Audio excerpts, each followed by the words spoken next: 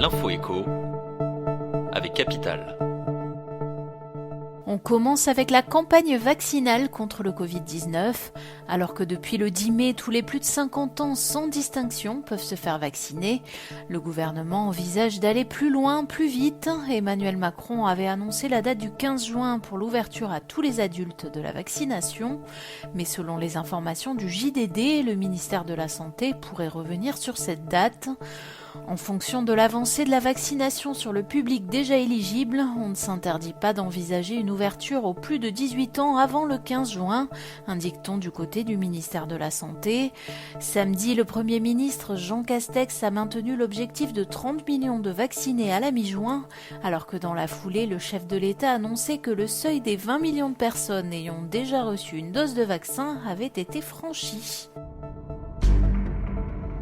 Le coup de gueule était poussé depuis plusieurs mois par les commerçants qui avaient été contraints de baisser le rideau en novembre dernier lors du deuxième confinement.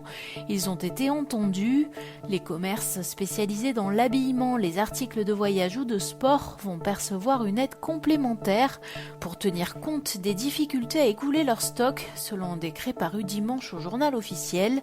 Cette aide s'adresse aux entreprises qui avaient déjà bénéficié de l'aide au titre du Fonds de solidarité en novembre et s'élève à 80% du montant qu'elles avaient reçu ce mois-là. Plus de détails sur notre site. Le chiffre du jour 143, c'est le nombre d'avions que Boeing va devoir inspecter. Le régulateur américain de l'aviation a demandé à l'avionneur de vérifier l'ensemble de ses 737 dits classiques, ceux de l'ancienne génération, après l'accident d'un de ses appareils au large de l'Indonésie en janvier dernier qui avait fait 62 morts. Tous les Boeing 737-300, 400 et 500 devront être examinés, soit quelques 143 avions.